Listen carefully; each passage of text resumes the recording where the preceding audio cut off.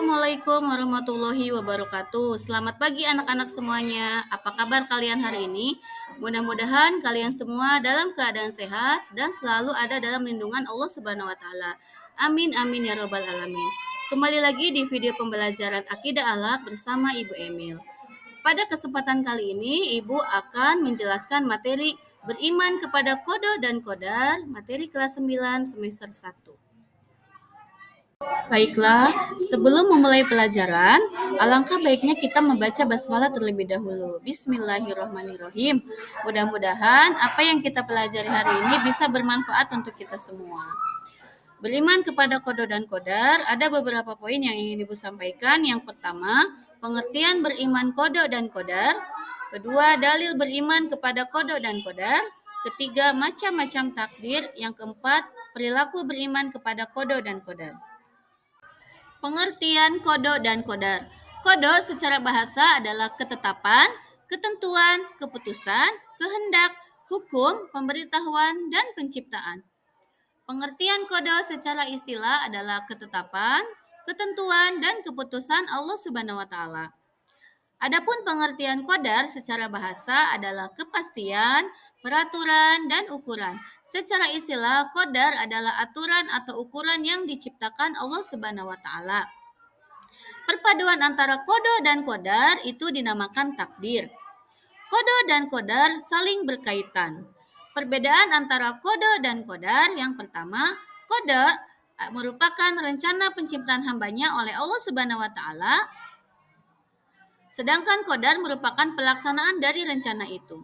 Jadi, beriman kepada kodo dan kodar adalah percaya dengan sepenuh hati bahwa adanya ketentuan atau ketetapan Allah Subhanahu wa taala yang telah ditentukan sejak zaman azali dan berlaku bagi semua makhluk hidup yang ada di dunia ini.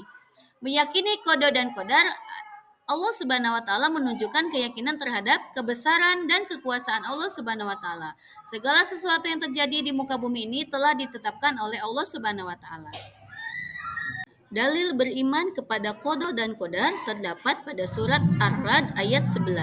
A'udzu billahi minasyaitonir rajim.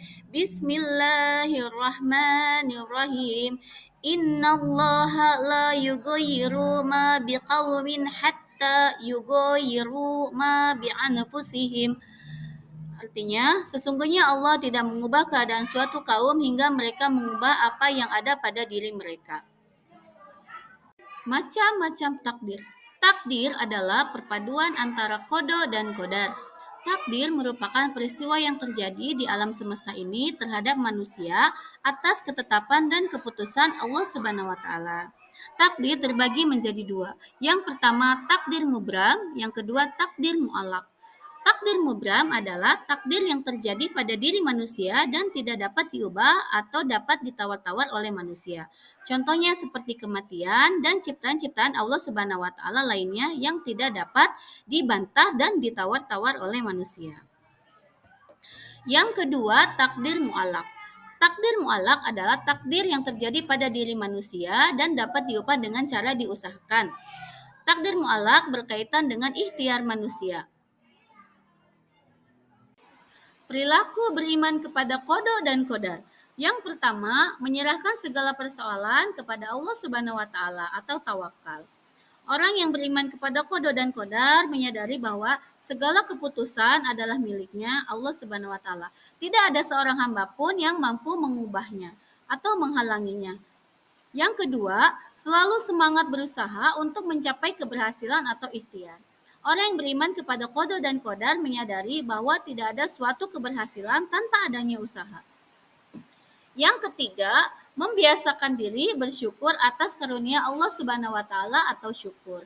Orang yang beriman kepada kodo dan kodar menyadari bahwa segala sesuatu yang diberikan Allah Subhanahu wa taala perlu disyukuri agar berkah dan kenikmatan Allah Subhanahu wa taala semakin bertambah yang diberikan kepada kita. Yang keempat, meningkatkan ketakwaan hanya kepada Allah Subhanahu wa taala atau takwa.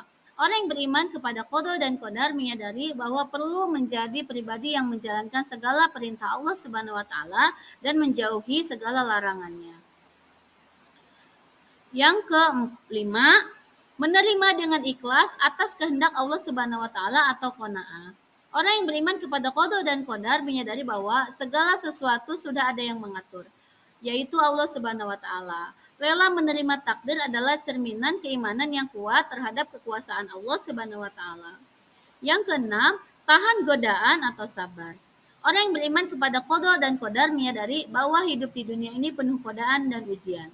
Dapat menahan segala sesuatu godaan dan ujian, baik dalam bentuk kebahagiaan maupun kesedihan. Yang ketujuh, semangat menjalankan hidup sehari-hari.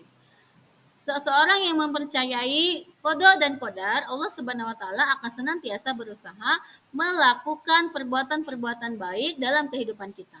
Selain itu, berusaha menjalankan perintah Allah Subhanahu wa taala dan menjauhi segala larangannya.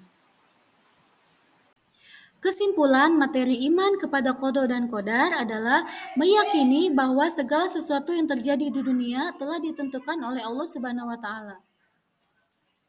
Cukup sekian video pembelajaran dari Ibu. Mudah-mudahan materi yang Ibu sampaikan hari ini bisa bermanfaat untuk kalian semua. Terima kasih. Wassalamualaikum warahmatullahi wabarakatuh.